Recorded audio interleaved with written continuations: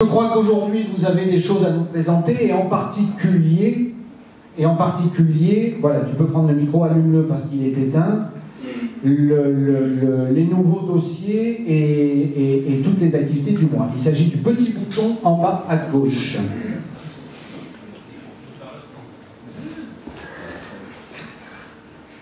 Bonsoir à tous. Je vais vous présenter l'actualité, ça va être très très rapide.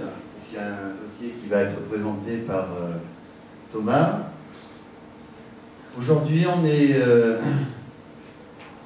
va y avoir trois styles de dossiers dont je voulais vous parler. Au mois de décembre, il y a Kidou qui a été présenté par Alfia. On a gardé un bon contact. Elle a fait un chiffre d'affaires entre guillemets canon pour le mois de décembre, ce qui semble logique quand on fait du service à la personne et surtout des amis. Elle a produit, voilà, c'est le 2016-3. Elle a eu de mémoire 4 000 $ de revenus nets, ce qui est quand même pas mal. Ça fait 133 $ par jour, à part compter, je sais rien faire. Ensuite, il y a, non, ça c'était un dossier qui vous a été présenté. Elle a toujours besoin de 200 000 $, donc elle nous a fait un petit coucou pour nous rappeler. Ensuite, il y a deux dossiers où on a été très transparent. Ça s'appelle M2 Médical. François Louis a eu la gentillesse d'envoyer un email parce que, comme vous savez, je suis toujours un intermittent. Je suis un mois ici et un mois ailleurs en France. Et malheureusement, malgré le fait qu'il ait été recommandé par Éric de Galin, il n'y a pas eu de réponse du tout. Donc on s'est tâté, excusez-moi, on s'est posé la question avec François Louis, savoir si on était là pour relancer. On est parti du principe qu'il vaut mieux s'abstenir si quelqu'un n'est pas intéressé, donc on va le passer aux oubliettes. Ensuite, il y en a eu un deuxième qui s'appelle Point d'interrogation, parce que l'idée de business, elle est très embryonnaire. Encore une fois, François Louis s'est investi, il a rencontré la personne, il y a de l'idée, et François Louis, comme le président a dû vous dire, lui a suggéré fortement de s'adresser à la cellule de mentoring de la Chambre de commerce en Bretagne. Et on n'a plus de réponse depuis. Et je vérifierai après avec Philippe Claire si des fois il sait si la personne s'est inscrite à la cellule de mentoring. Ensuite, il y a deux projets qui sont à l'étude. Je ne vais pas vous répéter. Un, c'est Damien. Donc, il vous a expliqué. On a passé pas mal de temps à 2 ou 3 personnes. Ils vont avoir une réunion, si je ne dis pas de bêtises, la semaine prochaine. Il va changer un petit peu son pitch. Il a capitalisé sur les commentaires qui lui ont été faits par divers d'entre nous à travers le comité. Et on lui a proposé de mettre à jour son pitch. Et il sera là au mois de février. Je n'aurai pas le plaisir de te voir, mais j'ai aucun doute que ta présentation sera excellente. Il cherche des fonds, il vous expliquera à travers l'explication et la présentation de son speech. Ensuite, il y a un deuxième dossier qui est encore à l'étude. On a mangé aujourd'hui, Frédéric Besson et moi-même, avec Paul. Alors, c'est pas lui le porteur. Ce sont deux Français qui ont créé en 2015 et ils sont opérationnels depuis 1 mois et demi, 2 mois. Ils sont installés à Singapour et à Hong Kong. Ils font du courtage global de factures. J'ai copié leur truc, mais en fait c'est, excuse-moi Paul, c'est juste de la facturage.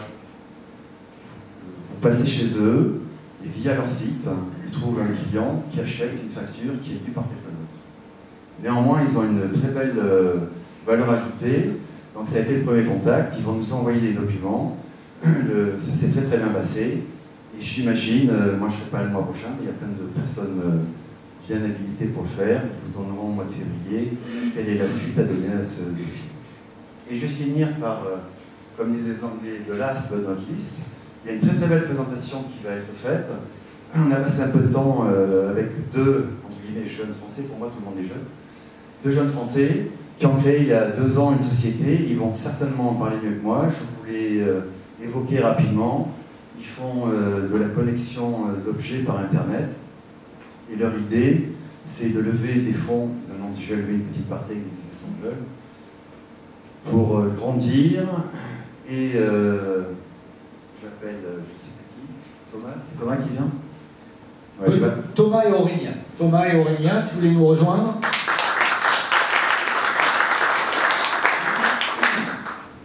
Donc Thomas et Aurélien qui vont nous présenter leur société Remédial Performance.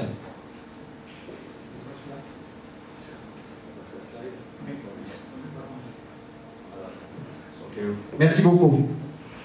Très bien. Bon, ben, premièrement, je voudrais vous remercier de m'avoir invité aujourd'hui à cette conférence afin de présenter Remedial Performance. Donc, Remedial Performance, c'est une société que j'ai créée à peu près fin 2012, dans le but, venant du pétrole, du milieu pétrolier, dans le but d'optimiser les ressources pétrolières. Donc, en fait, si vous avez entendu parler au sujet de l'IoT, c'est Fit for Purpose IoT Solution.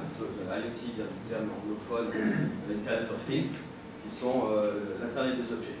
Assez populaire en France en ce moment, on entend énormément parler, spécialement avec le CES de Las Vegas. Donc, qui nous sommes? Nous sommes une équipe, donc la société est basée à Singapour. Nous avons créé la structure à Singapour et nous avons toutes nos équipes techniques basées à Jakarta. Nous sommes à peu près composés d'une dizaine d'ingénieurs. Moi-même, je suis ingénieur pétrolier de carrière. J'ai fait une dizaine d'années avec Schlumberger. J'ai travaillé sur différents sites, aussi bien en Afrique de l'Ouest qu'en Asie, sur l'Indonésie également. Et lors de ma carrière, je me suis aperçu qu'il manquait énormément de choses, et c'est spécialement pour, désolé mon anglais prend le dessus sur le français, et principalement pour récolter ces données.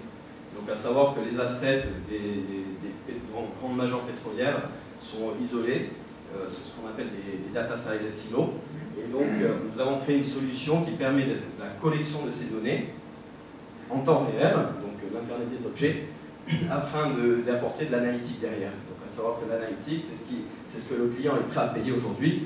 Il ne veut pas payer pour de l'asset, il ne veut pas payer pour on va dire, de l'équipement, il veut payer pour la donnée.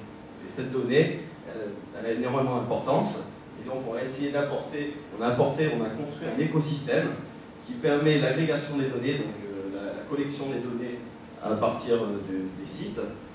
On a créé une plateforme internet, donc cloud-based, donc on parle de centralisation des données, maintenant on peut en décentraliser, en centraliser, afin justement d'apporter la collaboration dans les équipes et d'avoir une database unique avec toute cette différente données qui est agrégée directement sur la database afin de les traiter, les analyser en temps réel et être alerté quand il y a un souci particulier qui se passe. Donc, cette plateforme s'appelle SideGate. Nous avons aussi créé une plateforme cloud mobile sur iPad qui s'appelle Scala+. Donc celle-ci permet justement la mobilité, parce qu'il y a toujours besoin d'aller sur site, donc de faire des va-et-vient sur site. Et donc on a toujours la possibilité de monitorer en temps réel, donc via des cartes SIM, ainsi de suite, les assets, qu'est-ce qui se passe, est-ce que la production est toujours optimale, et ainsi de suite. Tout ça dans le but de faire de l'analytique derrière. Donc avec tout ce qui est modèle analytique, c'est ce qu'on va appeler le big data. Et donc ma carrière initiale c'était faire de l'analytique de puits, et n'ayant pas les solutions actuelles, donc, nous avons développé notre propre écosystème. Donc c'est du plug and play. Notre target ça va être des intégrateurs, mais aussi ça va être un user qui n'a pas besoin d'expertise technique, où on peut simplement visualiser en temps réel les données et construire notre dashboard en temps réel par simple drag and drop des différents widgets, qu'on appelle des widgets, avec des gauges, avec des représentations graphiques, au lieu d'être... ça permet de contextualiser l'information graphiquement pour comprendre exactement ce qui se passe. Donc là, ici, vous avez différents types d'hardware qui existent dans le marché, avec lesquels je travaillais une dizaine d'années, qui est encore déployé sur site, donc à savoir, mettons, ce genre de grosses enclosures qui sont certifiées en milieu explosif, qui sont très lourdes, très coûteuses, et nous avons réussi à designer des packages beaucoup plus compacts, beaucoup plus petits, toujours certifiés dans des milieux explosifs, mais aussi qui est beaucoup moins coûteux. Donc à savoir qu'on a un ordre de grandeur, on a réussi à diviser par 5, le prix entre un système existant avec des nouvelles générations qu'on développe, mais aussi on arrive avec des produits de nouvelle génération, beaucoup plus compacts, qui tient dans une poche, et qui permet actuellement de faire le même type d'agrégation des données, simplement en connectant ceci à une carte, mettons un dongle 3G qui permet de collecter les données, ou voir d'autres technologies de protocole de communication.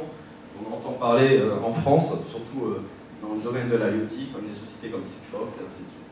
Donc on est vraiment dans ce domaine de l'agrégation des données, d'objets, de machines, et ainsi de suite. Donc ça c'est différents types. Donc qu'est-ce qui s'est passé? Je ne vous cache pas que la crise de oil and gas avec un baril à 30 $ a pu faire du mal ou a ralenti énormément notre potentiel. Donc à partir de 2015, sentant ceci arriver, on a commencé à diversifier. Donc diversifier, savoir du milieu pétrolier, on a commencé à diversifier. Et une pression d'une tête de puits ou une pression d'un climatiseur, ça reste une pression. Donc on s'est dit, pourquoi on n'adapte pas nos solutions pour des secteurs verticaux, à savoir tout ce qui est building.